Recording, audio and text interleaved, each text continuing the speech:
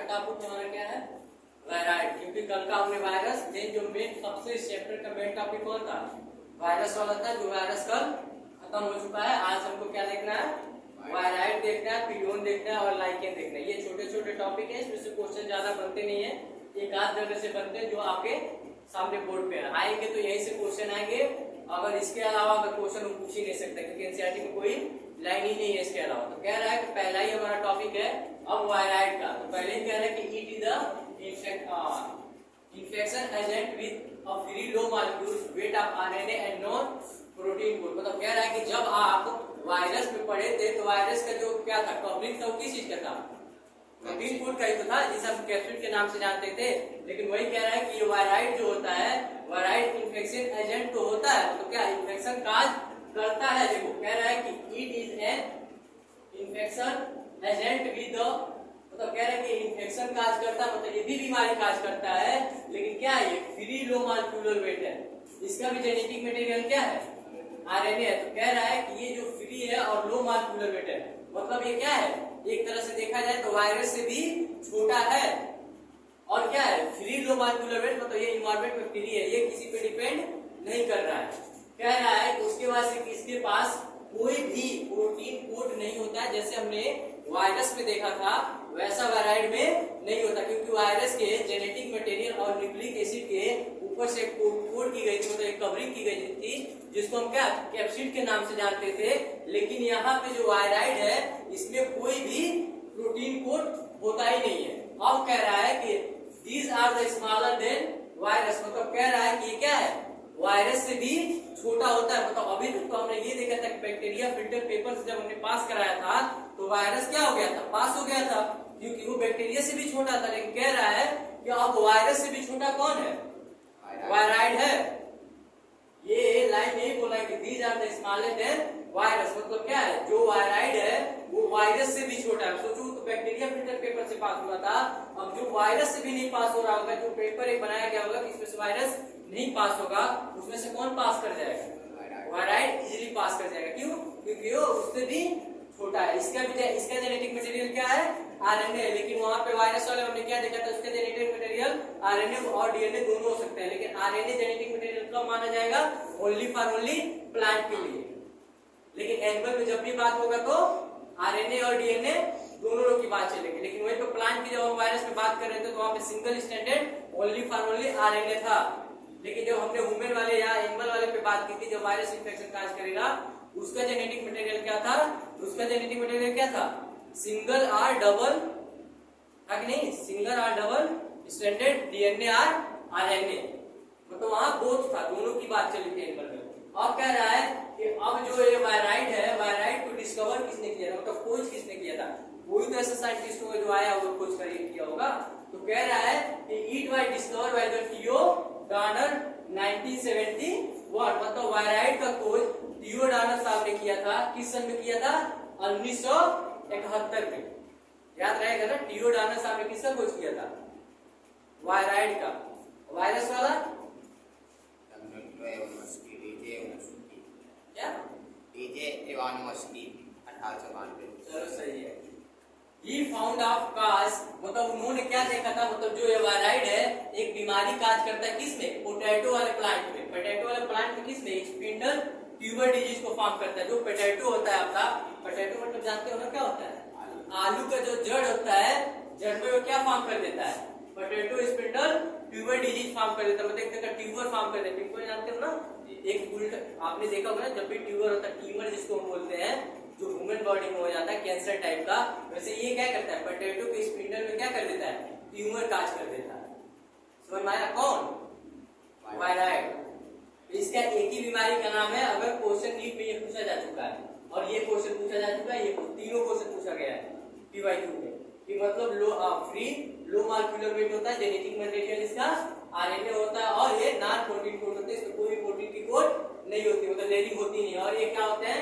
Smaller than virus होते हैं। और ये पूछा गया था कि इसका डिस्कवर किसने किया था? तो टीओ डानर साहब ने किया था 1971 में। उसके बाद से पूछा गया था कि इससे कौन सी बीमारी काज होती है, इसे एक ही एनसीईआरटी में बीमारी का नाम दिया गया। तो आप यही याद रखिएगा, बाहरी वाला कुछ नहीं याद रखना है। कह रहा है कि इसमें एक ही बीमारी काज करता है वायराइड, उस बीमारी का क्या नाम है? Potato spindle tuber disease. इतना याद रहेगा। अब अगला आता है हमारा टॉपिक प्रियोन। कह रहा है कि जो प्रियोन होता है, ये कह रहा है कि these are the abnormally folded protein in cause the some infection neurological disease. देखो मतलब तगड़ा बीमारी काज करता है। कह रहा है कि जो ये प्रियोन होते हैं ये एब्नॉर्मल फोल्डिंग मतलब ऐसी फोल्ड होते हैं जो मतलब एब्नॉर्मल फोल्डिंग मतलब क्या है? अचानक से जैसे होता है एब्नॉर्मल बीमारी कोई पत्ता है, नॉर्मली ये पत्ता है। अब एब्नॉर्मल फोल्डिंग कैसे हो सकता है इसे बताना चाहोगे?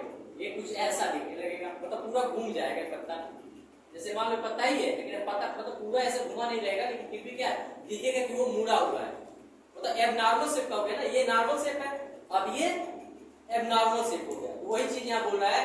कह रहा है कि these are abnormal folded protein that cause the some infection neurological disease. मतलब कह रहा है कि जो प्रियोन होते हैं, प्रियोन जो होता है एब्नॉर्मल प्रोटीन होता है, मतलब नॉर्मल प्रोटीन नहीं होता। जैसे हमने अमीनो एसिड पढ़ा था ना प्रोटीन के बारे में, ये बताने का मतलब जस्ट एक एग्जांपल दिया हूं, इससे नहीं है।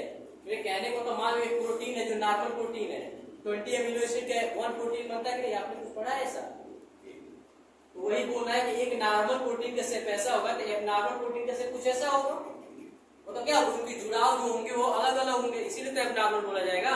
तो कह रहा है कि इसका जो होता है these are the abnormal folding protein, जो इसका प्रोटीन होता है वो एब्नॉर्मल होता है, जो नॉर्मल प्रोटीन देते हैं उससे अलग होता है। फिर कह रहा है कि causes the some infection neurological disease. मतलब कह रहा है कि ये बीमारी तो काज करता है लेकिन कौन सी बीमारी काज करता है? न्यूरोलॉजिकल डिजीज को काज करता है। मतलब ये जब भी अटैक करेगा या एनिमल पे या किसी भी चीज पे, तो सबसे पहले किसको अटैक करेगा? वो आपके न्यूरो सिस्टम को अटैक करेगा, चाहे वो एनिमल पे करे या प्लांट पे करे। तो प्लांट की बात छोड़ो, अभी हम एनिमल की ही बात कर लेते हैं। हमारा क्या होता है जो न्यूरो सिस्टम होता है, अगर प्रियोन हमारे बॉडी में इंटर कर जाए तो सबसे पहले किस पे अटैक करेगा? न्यूरो सिस्टम पे ना। न्यूरो सिस्टम पे अगर अटैक कर रहा होगा मतलब इन्फेक्शन काज कर रहा होगा तो उसको क्या बोलेंगे? न्यूरोलॉजिकल डिजीज ही तो बोलेंगे। अब कह रहा है कि these are the similar in size to the virus. मतलब कह रहा है कि ये जो आप देखते हैं प्रियोन लगभग किसके बराबर होता है? इसका साइज वायरस के बराबर होता है। जो हमारा प्रियोन होता है, प्रियोन का साइज जो होता है लगभग किसके बराबर होता है? वायरस के। अरे सिमिलर इन साइज मतलब कह रहा है कि सिमिलर किसके साइज के बराबर होता है? किसके साइज के बराबर होगा? वायरस के साइज के बराबर होगा। सबसे छोटा अगर कोई पूछा जाए तो कौन है इसमें? वायराइड है। अब देखो अगला लाइन क्या बोलता है। कह रहा है कि दे काज मतलब एक देखो अब बीमारी, बस ये दो बीमारियों को काज करता है। जो प्रियोन होता है दिमाग में रख लेना, प्रियोन होता है दो बीमारी दिया गया है आपके एनसीईआरटी में। पहला बीमारी दिया गया है बीएससी जो काज करता है, जिसको हम दूसरे किस नाम से जानते हैं? मेड काउ के डिजीज के नाम से जानते हैं, जो किसमें देखने के लिए मिलता है? हमारे कैटल में देखने के लिए मिलता है। जैसे आप हम गाय, डॉग, कैट या बफेलो, ये सब चीजें जो भी हम पालते हैं वो कहाँ देखने के लिए मिलेगा? मेड काउ डिजीज कहाँ देखने के लिए मिलेगा? हमारे कैटल में जो हम पालते हैं, जो जानवरों को पालते हैं। लेकिन एक बीमारी दिया गया है CZD, जो किसमें बीमारी काज हो रहा होगा? बस आपको कुछ याद नहीं ज्यादा रखना, बस ये याद रखिएगा BSC, जिसका दूसरा नाम क्या होता है? Made cow disease. तो मेड काउ इस बात ही बोल रहा है कि काउ की नाम आ गया ना, तो किस में जाएंगे? कैटल डिजीज में जा रहे होंगे। और कह रहा है कि जैक कार्बो डिजीज जो होते हैं मतलब CZD जो बीमारी होती है ये किस में देखने के लिए मिलती है? वुमेन में। ये दोनों बीमारी कौन काज करा रहा होता है? प्रियोन। तो प्रियोन से दो बीमारी काज होते हैं। एक होता है मेड काउ डिजीज जो कैटल में देखने के लिए मिलता है, दूसरा होता है हमारा CZD डिजीज जो वुमेन में देखने के लिए मिलता है। इतना याद रहेगा। और ये सिमिलर इन साइज किसके होंगे? वायरस के। और इसमें एबनॉर्मल प्रोटीन देखने, जैसे सब में नॉर्मल प्रोटीन देखने के लिए मिलता है, लेकिन इसमें क्या होता है? एबनॉर्मल फोल्डेड प्रोटीन देखने के लिए मिलते हैं, जो इन्फेक्शन काज कर रहे होते हैं। किस पे? जो इन्फेक्शन काज कर रहे होते हैं वो किस पे होता है? न्यूरो सिस्टम पे होता है। तो अगर न्यूरो सिस्टम पे जो इन्फेक्शन काज कर रहे होंगे उस बीमारी को क्या बोलते हैं? Neurological disease. इतने याद रहेगा।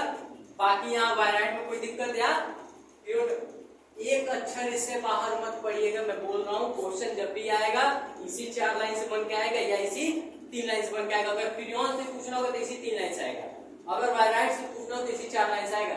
इससे एक क्वेश्चन बाहर नहीं आ सकता है। तो फालतू का कोई भी बुक या कोई भी ज्ञान मत लीजिएगा, जितना बता रहा हूँ उतना पढ़ के जाइएगा, इजीली आप क्वेश्चन करके आएंगे। अब इसके बाद से एक टॉपिक बचता हमारा कौन सा, लाइकेन। तो अब लाइकेन देखते हैं।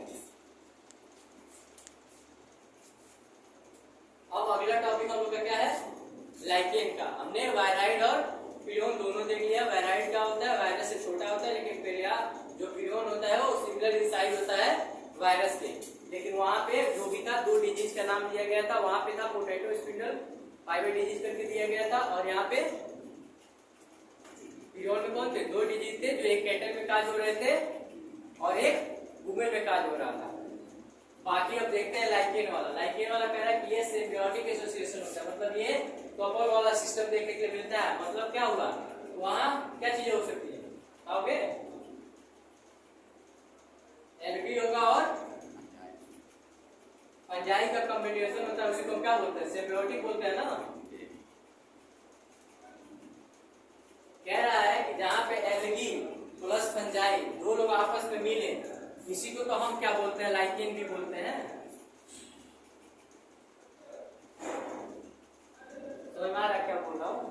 कह रहा है कि जो लाइकेन है वो सिम्बियोटिक एसोसिएशन है। सिम्बियोटिक एसोसिएशन मतलब जुड़ा हुआ है, मतलब एक दूसरे के बिना ये रह नहीं सकते हैं। जैसे बोला ना, हम बने तुम बने, एक दूसरे के लिए सॉन्ग जो बना गया था इसी पे बनाया गया था, लेकिन इंसान समझ ही नहीं पाया। ये ऐसा कॉम्बिनेशन है लाइकेन का कि अगर एल्गी का हटा दो तो फंजाई नहीं जी पाएगा, अगर फंजाई को हटा दो तो एल्गी नहीं जी पाएगा। तो यही तो कहानी है कि हम बने हैं एक दूसरे के लिए, अगर एक नहीं तो दूसरा भी नहीं। तो कह रहा है एल्गी और फंजाई दोनों एक साथ कॉम्बिनेशन में देखने के लिए मिले, उसी को हम क्या बोलते हैं, लाइकेन। कह रहा है कि अगर एल्गी और फंजाई जो लाइकेन का फॉर्मेशन करता है, यही लाइकेन किस चीज का शो करता है, सिम्बियोटिक एसोसिएशन का। सिम्बियोटिक एसोसिएशन किस चीज से बना होता है, एल्गी प्लस फंजाई का। तो वही बात यहाँ पे बोल रहा है कि सिम्बियोटिक एसोसिएशन लाइकेन जो होता है वो सिम्बियोटिक एसोसिएशन होता है किसका किसका, एल्गी का और फंजाई का। तो अब कह रहा है कि जो mutual use association between the algae and fungi, मतलब क्या आपस में जुड़े होते हैं। मतलब एक कपल के जैसे एक हस्बैंड वाइफ होते हैं ना, हस्बैंड क्या करता है, कमा के लाता है और वाइफ खाना बना के खिलाती है घर पे, यही तो होता है। अरे हस्बैंड क्या करता है, हस्बैंड से अगर शादी हो गई जिसकी, तो क्या करता है, वो दिन भर जाएगा बेचारा, काम करेगा, दिन भर 2-4 पैसे जो भी होगा सामान लेके आएगा, तो वाइफ क्या करेगी, बना के खिलाएगी। तो अभी क्या इसमें जो फंगस है वो हस्बैंड का रोल अदा कर रहा होता है, और जो एल्गी है वो वाइफ की रोल अदा कर रही होती है। अब आगे का लाइन देखते हैं। कह रहा है कि the algal component is called the, जाहिर सी बात है एल्गी किस चीज का मेंबर आता है, तो फाइकोमैसिटीज में। तो फाइकोमैसिटीज को बोल रहा है कि एल्गल कंपोनेंट किसमें आएगा, ये फाइकोबियॉन्ट में आएगा। मतलब फाइकोमैसिटीज का मतलब क्या हुआ, फाइकोबियॉन्ट उसी से जोड़ा गया है। एल्गी को क्या बोलते हैं, फाइकोमैसिटीज बोलते हैं या नहीं बोलते हैं, आने दो अभी आएगा, प्लांट पे दिखाएंगे। फिर यहाँ तक याद रखो कि एल्गी जो कंपोनेंट होता है उसको क्या बोलते हैं, फाइकोबियॉन्ट बोलते हैं। मतलब प्लांट से रिलेटेड है ना, अरे अपना भोजन स्वयं बना रहा होगा, इसीलिए इसको फाइकोबियॉन्ट बोला गया, क्योंकि ये ऑटोट्रॉफिक है। अरे एल्गी है, हम प्लांट पे क्या पढ़े थे, फाइकोमैसिटीज पढ़े थे प्लांट में कहीं। अरे जो अपना भोजन खुद बना ले, जो अपना भोजन खुद बना ले वो फाइकोबियॉन्ट में ही जाएंगे। वही चीज तो यहाँ बोल रहा है, algae component is called the phycobiont या फाइकोमैसिटीज, मतलब जो अपना भोजन स्वयं बना पाते। तो वही तो बोला फाइकोबियॉन्ट का मतलब क्या होता है, जो ऑटोट्रॉफ हो। फाइकोबियॉन्ट का मतलब क्या होगा, जो ऑटोट्रॉफ हो, जो अपना भोजन स्वयं बना ले। अब कह रहा है कि फंगल कंपोनेंट माइकोबियॉन्ट जो क्या होते हैं, हेटेरोट्रॉफ होते हैं, जो अपना भोजन स्वयं नहीं बनाते। तो बस इतना याद रखिएगा, जो एल्गल होता है, एल्गल किस चीज का कंपोनेंट होता है, फाइकोबियॉन्ट का, जिसे हम ऑटोट्रॉफ के भी नाम से जानते हैं। और फंगस कंपोनेंट किसका होता है, माइकोबियॉन्ट का होता है, जो हेटेरोट्रॉपिक में आता है। अब कह रहा अगला लाइन कि जो एल्गी होता है प्रिपेयर फूड। देखो क्या बोल रहा है, मैंने पहले ही बोला था कि जो एल्गी होगी वो वाइफ का रोल अदा करेगी, और फंगस होगा वो हस्बैंड का रोल अदा करेगा। तो देखो क्या बोल रहा है, कह रहा है कि जो एल्गी है वो क्या करती है, प्रिपेयर करती है क्या, भोजन, किसके लिए, फंजाई के लिए। मतलब जो एल्गी है वो खाना बनाती है किसके लिए, फंजाई के लिए। लेकिन फंजाई क्या करता है, फंजाई प्रोवाइड द शेल्टर, मतलब घर प्रदान करता है और एब्जॉर्ब करता है मिनरल और न्यूट्रिएंट्स को और वाटर को इट पार्टनर, अपने पार्टनर के लिए। मतलब कह रहा है कि जो एल्गी है वो क्या कर रही होगी, भोजन बना रही होगी, और जो फंगस होगा वो क्या इसे शेल्टर प्रोवाइड करेगा, मतलब इसे प्रोटेक्शन प्रोवाइड करेगा, ताकि ये, जाहिर सी बात है अगर हीट थोड़ा भी होगा तो एल्गी मर सकती है ना, क्योंकि ये पानी चाहिए, इसे मॉइस्ट चाहिए।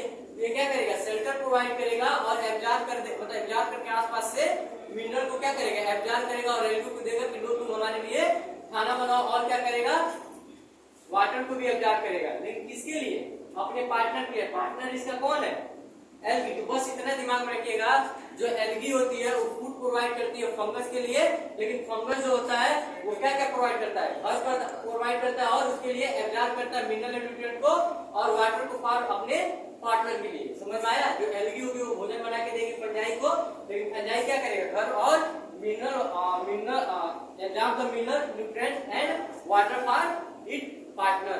मतलब कहने का मतलब यही है कि एल्गी खाना बना के देगी फंजाई को। अरे वाइफ क्या करती है, वाइफ अपने हस्बैंड के लिए क्या करती है, लंच या खाना बना के देती है ना। तो अब इसका भी तो कुछ पर्पज होता है, उसका हस्बैंड क्या करता है, उसके लिए घर दिया रहता है, कमाने के लिए जाता है, मतलब एब्जॉर्ब करता है कहीं ना कहीं से मिनरल और न्यूट्रिएंट को, तभी तो लेके आएगा। ये कह रहा है कि एंड और क्या चीज को एब्जॉर्ब करता है, वाटर। किसके लिए, अपने पार्टनर के लिए। पार्टनर कौन है, इतना याद रहेगा ना कि एल्गी खाना बना के देती है फंजाई को, और फंजाई क्या क्या देता है उसको, शेल्टर देता है और absorb the mineral nutrients and water. याद रहेगी इतनी कहानी। अब कह रहा है कि lichen are the very good conductor. देखो क्या बोला है, कह रहा है कि जो लाइकेन होता है वो बहुत ही गुड कंडक्टर होता है। किस लिए, मतलब वेरी गुड पॉल्यूटर इंडिकेटर होता है। मतलब ये क्या कहता है, जहाँ पे पॉल्यूशन पाया जाएगा वहां पे ग्रो करेगा ही। अगर आप कहीं घूमने जाते हैं नॉर्मली, अगर वहां पे लाइकेन आपको मिल गया देखने के लिए, तो समझ जाइएगा कि यहाँ का जो इन्वायरमेंट है वो पॉल्यूटेड नहीं है। तो यही बात बोला है कि जो lichen are very good pollution indicator. मतलब कह रहे हैं कि जो लाइकेन होते हैं वो बहुत ज्यादा गुड कंडक्टर माने जाते हैं या गुड पॉल्यूटर इंडिकेटर माने जाते हैं। इसलिए जहाँ पे भी पॉल्यूशन होगा वहां पे ग्रो नहीं करते हैं, इसीलिए इसको क्या बोला गया, वेरी गुड पॉल्यूशन इंडिकेटर। मतलब एक तरह के इंडिकेट करते हैं कि यहाँ पे पॉल्यूशन नहीं है, इस एरिया में पॉल्यूशन नहीं है। अगर जहाँ पॉल्यूशन होगा वहां ये ग्रो नहीं कर सकते हैं। फिर कह रहा है कि they do not grow in the polluted area. वही बात बोल रहा है, कह रहा है कि अगर इसको हम गुड पॉल्यूटर इंडिकेटर मान तो मान क्यों रहे हैं, यूं इसलिए मान रहे हैं क्योंकि ये डू नॉट ग्रो, ये ग्रो ही नहीं कर सकता है जहाँ पे पॉल्यूशन हो। जिस एरिया में पॉल्यूशन होगा उस एरिया में जो लाइकेन होंगे वो ग्रो नहीं करेंगे। इसीलिए हम इसे क्या कहते हैं, वेरी गुड पॉल्यूटर इंडिकेटर के नाम से जानते हैं। लाइकेन क्या होता है, तो सिम्बियोटिक एसोसिएशन होता है, किनके बीच में होता है, एल्गी और फंजाई के बीच में। उसी को हम क्या बोलते हैं, सिम्बियोटिक एसोसिएशन बोलते हैं। और एल्गी और फंजाई एक साथ जहाँ देखने के लिए मिले उसी को क्या बोलते हैं, लाइकेन। एल्गी क्या करती है, एल्गी भोजन प्रोवाइड करती है फंगस के लिए, लेकिन फंगस क्या करता है, उसके लिए शेल्टर और मिनरल्स न्यूट्रिशन का एब्जॉर्प्शन करता है और वाटर का भी एब्जॉर्प्शन करता है। किसके लिए, अपने पार्टनर के लिए, मतलब एल्गी के लिए। यहाँ तक की कहानी समझ में आया। अब ये चैप्टर खत्म। अगला चैप्टर कौन सा है हमारा, एनिमल प्लांट। अच्छा प्लांट किंगडम है, ठीक है। अगला चैप्टर हम अगले दिन से स्टार्ट करेंगे, प्लांट किंगडम।